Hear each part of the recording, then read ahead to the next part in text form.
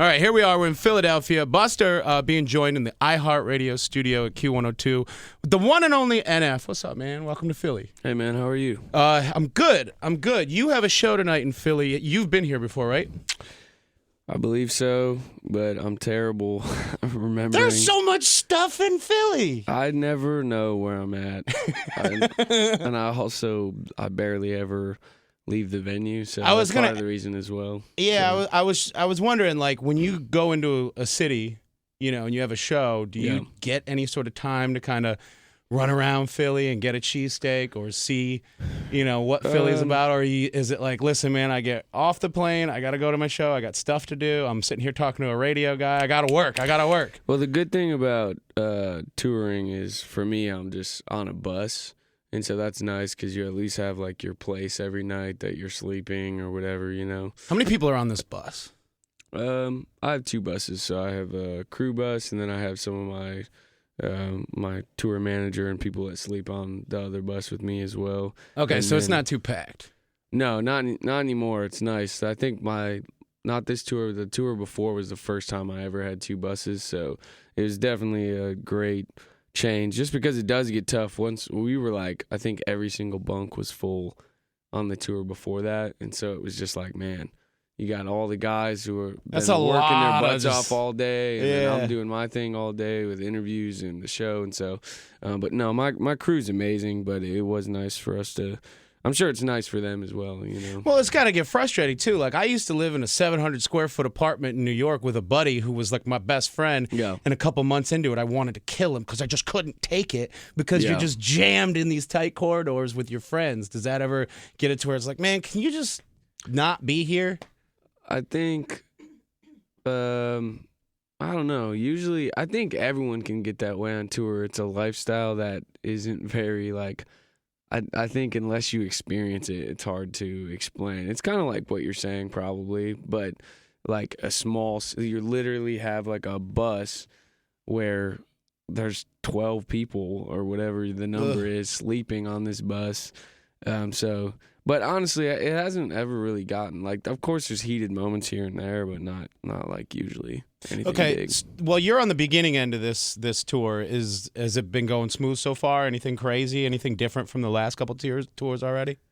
Honestly, just seeing how much bigger everything has gotten has been, like, awesome, like, encouraging, I guess, for me. Like, this first week of this tour, I just did a show in Detroit, and it was like 600 people or whatever, and it was like the biggest headline show I'd ever done. I've done bigger shows with other artists, but it was cool for me because it was like the first show where, all those people had come to see me, and so it was awesome just looking out.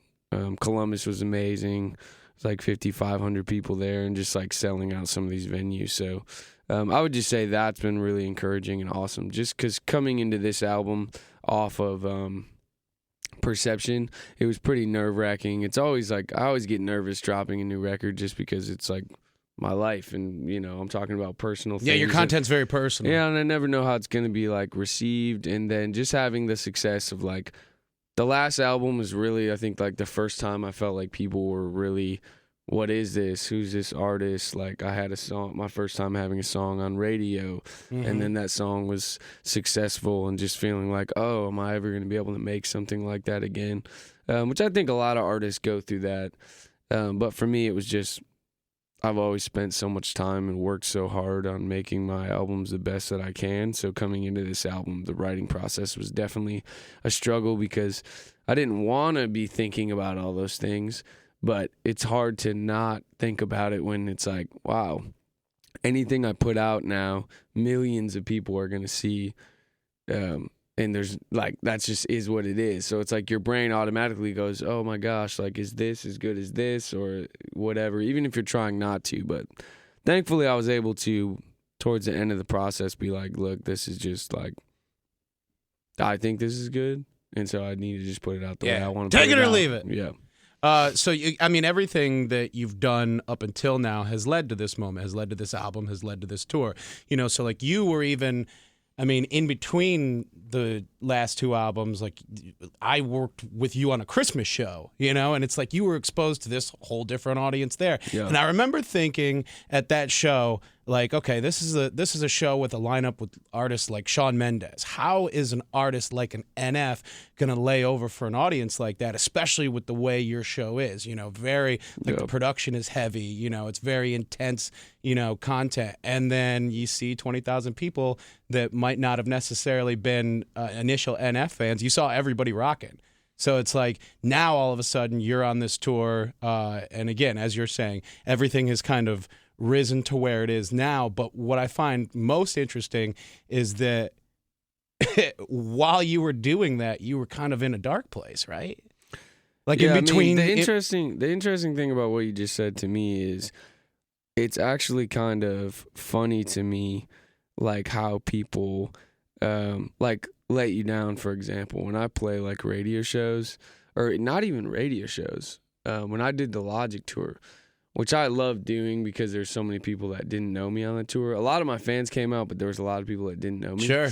So it's so funny to me, like when I play Let You Down in an environment like that, or if I do a radio show somewhere where like a lot of people actually don't know anything but that song. Oh, and they're like, oh, this is that guy. Yeah. And so it's like that was a new experience for me as well because I hadn't experienced that. Most of my shows, it's people who know every word. I was doing clubs and people knew who I was, and obviously it was way smaller. So that was interesting to me to experience that because there is. I think sometimes people think just because you have a song on the radio that everyone knows who you are, and there's definitely a disconnect sometimes. I mean, I am getting a lot of fans from that for sure, but I think you can also see sometimes just because you have a song blow up doesn't mean it's going to, you know, help you in other areas of your career. So I'm happy like what's happened with me, and it's great that I'm able to come out and do shows and sell tickets. But it is a different world nowadays where it's like millions of people could listen to your song and love it, and then it can all be gone as well. And I think that sometimes that's a scary thing because just because Let You Down did well didn't mean that I would be able to sell 3,000 tickets here or 4,000 tickets there. You know what I mean? It's like a whole different world. And so the past 2 years, I've just learned a lot about this business and, you know, learning a lot about myself. And like you said, yeah, the writing, after Perception came out, I definitely was in a really dark place. So coming into the writing process for The Search was kind of difficult. Did the fame put you in that dark place? Well, here's the thing. Like, I'm not even, like, that famous. Like, there's people way more famous than me, but I'd never experienced, like, any of that before. You know what I mean? Like, I'd never experienced having so many people looking at the thing that I created, talking about the thing that I created, and giving opinions. Yeah, and, like, the stress for me came where it was, like, so I went from none of that, and then my first tour for Perception sold out, and every day I was doing this. I was doing radio interviews, and I didn't know. I was nervous. I didn't really know anything about interviews. I didn't really like doing interviews. It's not like my favorite thing to do. Why? On that tour specifically, it was extremely stressful because I was getting so much anxiety about the shows, just how many people were at the shows. And then every day I was doing a radio interview, and then after the interview, I would do sound check. And then after the sound check, I would do meet and greets.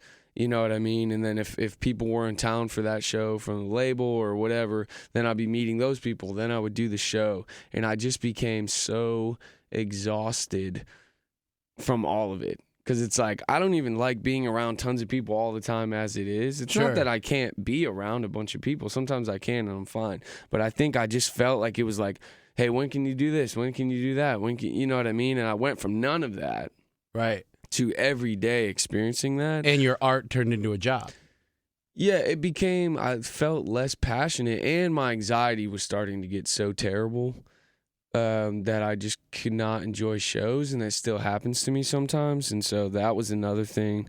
And then I was experiencing, like, I didn't know what OCD was at the time, and I was having some weird stuff going on with that, and so I was like getting extremely depressed. I mean, there's so much that like people don't know about, but like I talk about it a little on my record, but there's way deeper than that. And so, yeah, so coming off that tour, I literally I had to go to like a therapy place for like 4 days and just like disconnect from the world, and like I ended up doing that, and then... But then that turns into part of the content in its own. Like the record Nate, which is, I think, my favorite song off The Search, because it's a concept song. You know, it's you talking to yourself, or you talking to a younger version of yourself, which I don't know if you picked up on it, but it reminded me of the early days of DMX when he would like talk to himself on records. You know what I'm talking about? Like with what? Damien. When he had Damien, who was that his younger? I know what song you're talking about. Was that his younger self, or that was like the devil? Though, it was like a demon within himself. Yeah. Got you. Yeah. So no, I remember that song. I don't remember if that was younger him or a demon in himself or what it was. But no, I always loved. But that Nate record came from your time, kind of in therapy. No, sessions? It definitely did. There was definitely some weird things that I did at this place, but they were like very, therapeutic for me, and that was one of them. It was like basically sit in a room, and it's kind of awkward, but you're like, there's 2 chairs, and you just like sit across from the chair, and you like pretend like if younger you was sitting there, like what would you say to them? Yeah. And so when you go to do it, you're kind of like, this is the weirdest thing of all time. Yeah. But then when you actually start doing it, it's pretty emotional, because your mind like goes to a place that you never do that. You know what I mean? Like, I don't sit at my house ever and go like, hey, younger me standing right there and I'm having a conversation. So it just kind of took my brain to a different place.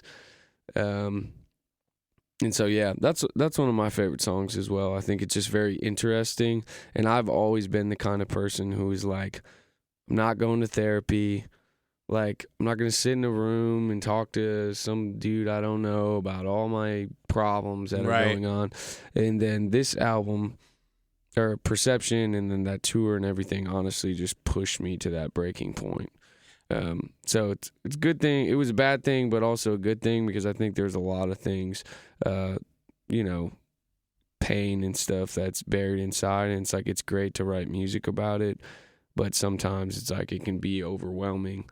Especially in the biggest thing, not to drag out this part of your question. No, that's cool. One of the biggest things I realized was the thing that made me the most depressed, and I talk about this on the interlude on the record, but the thing that made me the most depressed was I feel like I'd arrived at the thing that I dreamed about for my whole life.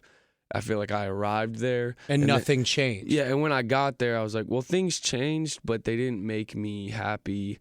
They didn't give me joy. Like, they gave me a moment of happiness. Like, when it was like, oh, you sold this many records, and, like, the tour sold out and all this stuff. Yeah. It was like, oh, that's awesome. And then it was like, now what? And it was like, I thought when I arrived there, I wouldn't feel that way. I wouldn't feel like, now what, or whatever. And so that was also extremely depressing, because then I started feeling like, well, what's the point? Like, if this doesn't even make me happy, and people wish they could do this and like would kill to have this job, and I still don't even feel happy, like what's the point? And so it's just a downward spiral from there. So it was I'm still learning a lot, and that's why, the new record's called The Search, but that's just kind of some behind the scenes of that. I have a question that everything you spoke to kind of made me think about this. Because I can't help but feel like the person who probably has the toughest job around you is your significant other, your wife. Oh, yeah, 100%. And I can't help but wonder, like, how does that play out? Because your work is very self-centered around you and your image and what you are and how you feel in your content. Yeah. And your life is your work, because you do it nonstop. And I know that she helps out behind the scenes, but how do you balance being a husband with so much of this that you're talking about? Where are those moments, for each other? Do you check out of being NF and get to be just your wife's husband? I think I'm always myself. I don't think it's about checking out from being NF. I think it's more of like, what you're saying is very true. I think I am terrible at relationships. I've said that forever because I don't like compromising. I have my mind set on something and I'm like, this is what I have to do. I have to do this. I have to do whatever. Like, I'm a workaholic for sure. And so it was a very rough year for both of us because, like you said, she's the closest person to me. Like, she knows what's happening, inside of me, and we talk about, so many things. So it was very So how do you rough. slow down and be there for her and kind of check all of your terrible. stuff? I'm terrible at that because I'm so consumed. I'm still trying to learn how to be better at that because I'm so consumed. It's like, there's no other way to say it. I'm like pretty selfish because I'm so consumed with my own thoughts sometimes and like my own, like, I'm a defensive person. I'm always worried about, well, who's going to hurt me? Or is this person trying to do this to take advantage of me? Or what's happening with this? And so one of my biggest struggles is figuring out how to, like, not operate that way. But also I feel like in this business, it's hard to not operate that way because people will take advantage of you and they will screw you over. Sure. Or they will try to get you to say this or say that so they can use it for this or whatever, you know? That's another reason I don't love doing interviews is because I'm so tired of just seeing, like, Everybody trying to play gotcha? yeah, and everybody just tries to make a headline so they get more clicks or this or that. And it's like, I know it's part of the business, but it's just annoying for me. So I know it's part of it. Yep. But for me, it doesn't matter that it's part of it. It still is frustrating for me. So I don't know, man. It's just, I'm learning a lot, like I said. And as far as being a husband, it's a struggle, but my wife's amazing and she's very understanding. And now I'm in a position where she can come out on the road with me more. Sure. And, stay on a bus. I mean, she's always kind of come out the last few years, but now it's just nice because, we have a bus where it's not, everybody's not on the same bus. And we have more, like, privacy for ourselves and stuff. Not a bunch of, like, dudes. Yeah. It's jam-packed on the bus. Yeah. So you're sober, right? Yep. Okay. How do you feel knowing that on the other end, or does it not make you feel knowing that some of your audience might be stoned listening and still identifying with the same things? Do you feel a pressure that you want to get through to them, or do you not feel that that's your priority or your responsibility? It's just who you are. I don't feel, I think the way I grew up, I would have been more like, oh my God, you smoke weed? Yeah. How could you do that? You know what I mean? Just like growing up in church and stuff. And we clearly grew up in two different parts of Michigan. Yeah. Well, that's what I'm saying. Like, my background, dude, I was like, and I've said this in so many interviews, like, I was like the most judgmental person of all time. It's just like, here's what you do wrong, and here's what you need to do, or God's, you know what I mean? Like, so I definitely understand why a lot of people are, like, put off by that. But now, as I've grown up and become, like, more of an adult, I think everybody's entitled to feel that way. And I think human beings can abuse anything, whether it's weed or sugar, social media, or whatever, social media, whatever it is. I think human beings are really good at abusing anything. But I personally, just to get to your question, I don't feel, when I'm doing a show, I don't feel called to be like, hey, you need to stop smoking weed. It's like, that's just not, I was like, dude, you're doing what you're doing. A lot of times people see shows where I stop the show when people are like wasted. Mm-hmm. And most of the time when I've stopped those shows, it's because there's like a fight breaking out and people can't see what I can see. But, when you're playing like a 1,500 cap club and there's like 400 people or whatever, 150 people circling around this incident that's happening, and there's a guy that's trashed and everybody's like, you know what I mean? Right. Yeah. One of the reasons why I love old school live albums is some of the times, especially with those old rock bands, you can hear them stop because people are getting trampled on or whatever, and you hear the artist being the one to call for security. Well, because sometimes you can't see what the artist can see. Because I'm standing on a stage and I can see there's 1,000 people in front of me. Even if it's only 50 people, a security guy who's standing like eye level with everyone may not be able to see it. So And honestly, man, my anxiety sometimes gets so terrible when I see those things, I can't think. And so sometimes I just have to stop the show because I'm like, my brain is like, I can't focus.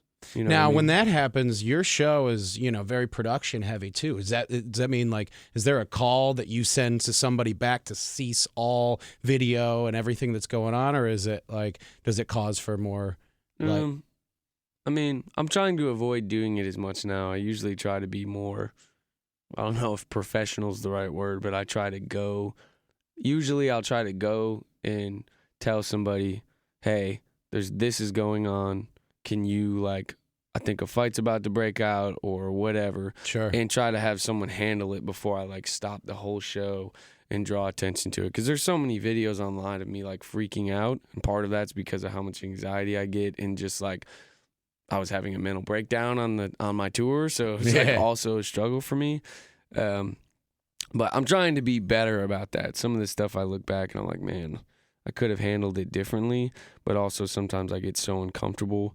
One thing I've really learned about myself is if I feel embarrassed or uncomfortable, sometimes I'll, like, lash out in anger, which I didn't realize that about myself until, like, the last 2 years. So it's easier to feel... Therapy hit you with that one? Yeah, it's easier to feel angry than feel embarrassed.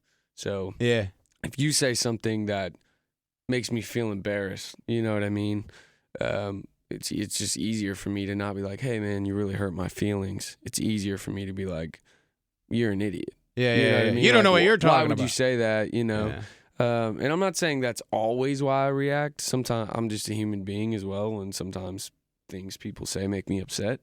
But I have realized a lot of times I'll snap or overreact to something, and I'll come back, and I've just realized going to therapy and doing all that stuff, like, there's always a root to why you react the way that you react. There's a root to that reasoning. If we could talk about reactions here, because since the last time I spoke to you, something happened, and I was like, man, I would love to know his perspective on this. So, like, if you're a kid that grew up in Green Bay watching Brett Favre your whole childhood, and you're like, man, I want to be a quarterback one day, and then you become Aaron Rodgers or whatever it is, you become that next great quarterback, and you're on your way, and then all of a sudden, when that hero was asked about you, it's a line or it's a mention where it's like, wait a minute, that's how they feel about me? So I have to ask, going back a year ago to Eminem's Kamikaze album, there's a mention about you on this album. I assume that you've heard this, but I have to ask you because there's a couple artists he mentions a lot of artists on that album, as we all know. And some of the artists that were mentioned there wore that mention as a badge of honor. Like, M mentioned me, I'm cool with this. Some of them took major offense to this. When you heard that line, what was your perspective? What was your first thought? And knowing where you grew up, knowing who you are, what you do, your influences, that all of that behind, what was your first thought? I mean, first of all, there's no way to prove exactly whether it was or wasn't. Sure. You know what I mean? I think Eminem's one of the most talented, clever writers of all time. So I guess there's no way to prove that, and I wouldn't respond to something that I can't prove that didn't happen, or I don't even know if I would ever respond to that, whether it was about me or not. You know what I mean? I've always, in every interview, I've always just talked about how I think Eminem's one of the best writers and rappers of all time. So, yeah, I don't know, man. I mean, I don't know how to feel about it exactly. Sure. I mean, I stand by what I've always said from the beginning, so...